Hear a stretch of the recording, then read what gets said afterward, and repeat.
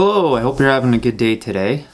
Today we're going to talk about metabolic therapy, so let's get right into it. I'm hoping to answer the question of why does metabolic therapy work and what is metabolic therapy? Those are the two questions that I'm trying to answer. So number one, why metabolic therapy? Why does it work?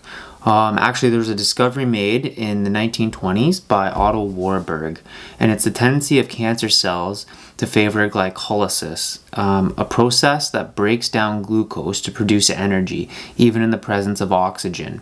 Normal cells primarily use aerobic respiration to generate energy, which is more efficient. However, cancer cells tend to rely heavily on glycolysis, leading to increased glucose uptake and lactate production. So what that means in a nutshell is the primary fuel source of cancer is sugar, which is coming from glucose. Okay? There are two things that you can eat that your body processes into glucose. Essentially sugar, which is found in fruit, candy, ice cream, all these things. Even milk has sugar, cheese. So you got to read the packages if you really want to reduce sugar.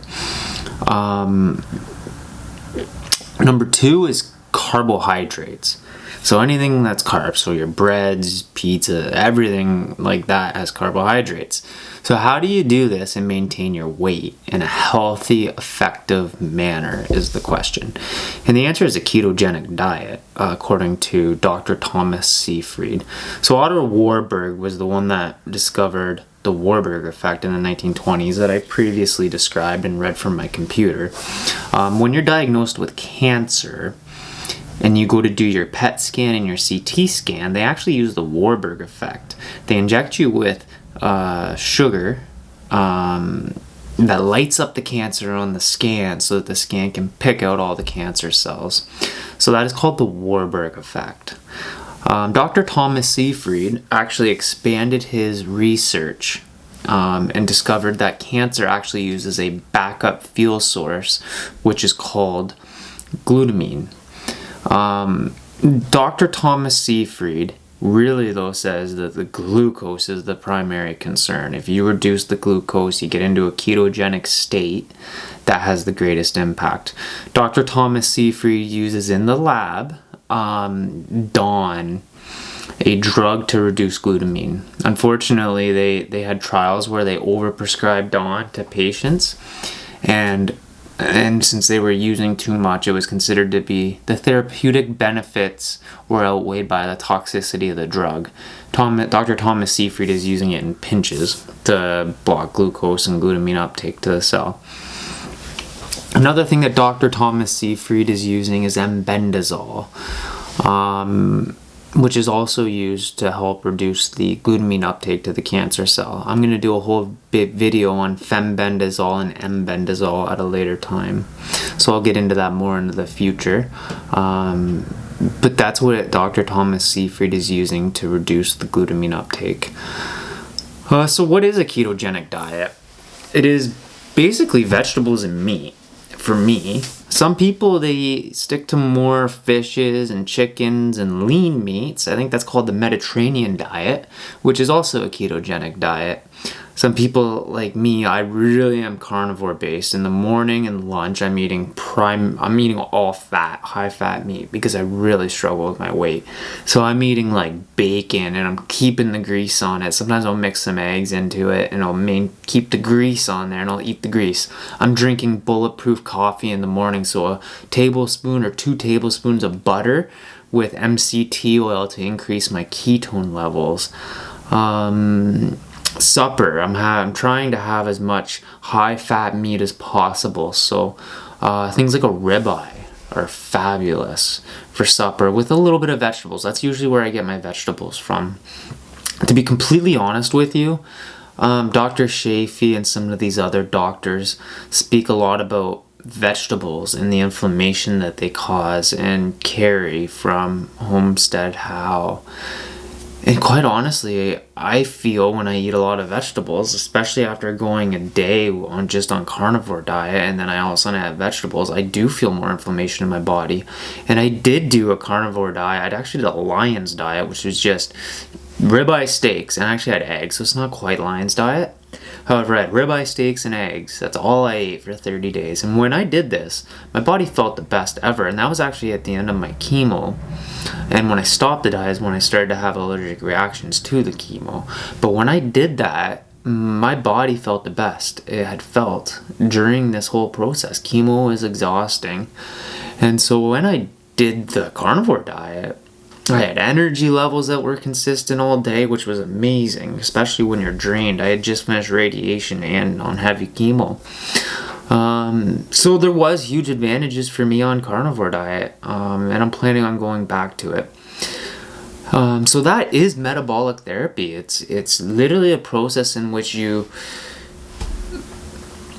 look at ways to reduce glucose uptake to the cell. And the reason we do this is the Warburg effect. The other thing that you want to do is reduce glutamine. And so Dr. Thomas Seyfried says another way to reduce glutamine without the drugs are the way to really hit it in the butt. But Dr. Thomas Seyfried says fasting with exercise reduces the glutamine in your system. So that's something you can do even if you can't get Bendazole or any of these other drugs. There are forward-thinking oncologists in the States that are prescribing Bendazole for cancer patients. So if you're in Canada, please start bugging your oncologist. We all need to come together and really push, because metabolic therapy, it's not going to cure your cancer per se. I think Dr. Thomas Seyfried makes that very clear, but this is a very good way with less toxicity to help manage the cancer by blocking its fuel sources. I've read a lot of case reports on people doing fasting for cancer. Fasting is ketogenic diet. Unfortunately, for a lot of cancer patients like myself especially, when you lose all this weight, fasting is very tough. Extremely tough. And it's actually scary, so I haven't had a good opportunity to actually incorporate a good prolonged fast. Prolonged fasting is a good answer though to incorporate metabolic therapy, and there are thousands of case reports of people having stage 3, stage 4 cancers that have gone into remissions after a prolonged fast. And we're talking water only for 15, 20, 25 days, 30 days. Very hard to do when you struggle with your weight. I have heard some doctors speaking on YouTube that during a fast, you can actually drink bone broth with butter to help maintain your weight. So that's something to look into if you want to do a 7 or 10 day fast, maybe incorporating some bone broth with butter. That's another great thing you can do on a keto diet if you're struggling with your weight with cancer. The ensures they prescribe you or give to you, I had a prescription because I couldn't eat anymore for ensures and boosts full of sugar. It's just fueling the cancer. I don't understand why they keep pushing this stuff when they know that literally in the 1920s Warburg figured this out, that glycolysis is what is the primary fuel source of the cancer, and lighten it up, making it grow. So actually one of the protein shake I use in place of Ensure now is called Diesel. It has a lot of protein in it. It has 100 calories per scoop. So I drink 3 or 4 Diesel shakes a day because it has no sugar, no carbs. So that's another great thing to do if you're struggling with your weight. But again, why would we use metabolic therapy? Well, again, Otto Warburg, glycolysis, the uptake of glucose to the cell. Discovery in the 1920s, won a Nobel Peace Prize for it. Used when they diagnosed with cancer. This is a fact. Nobody can argue it. That's the bottom line. You got glucose in your system, you're eating glucose, you're fueling your cancer, conversation over. This is a well-known fact. There are thousands of published papers describing this since Warburg's discovery. The other why would we use metabolic therapy is glutamine, and that is really the uptake that I struggle with. So that's where Dr. Thomas Seyfried uses DAWNs. He uses these sorts of drugs.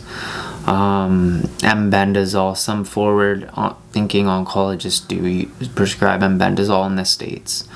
How do you do it? And what does it look like? It's literally a ketogenic diet. There's other things you can take, like berberine to reduce glucose to help, MCT oil to increase ketones. But really the goal is to get into a therapeutic state described by Dr. Thomas Seyfried as the GKI index of 2.0. So that is your target. Anyhow, I hope that this all helps everyone out there today, and have a great day. Bye now.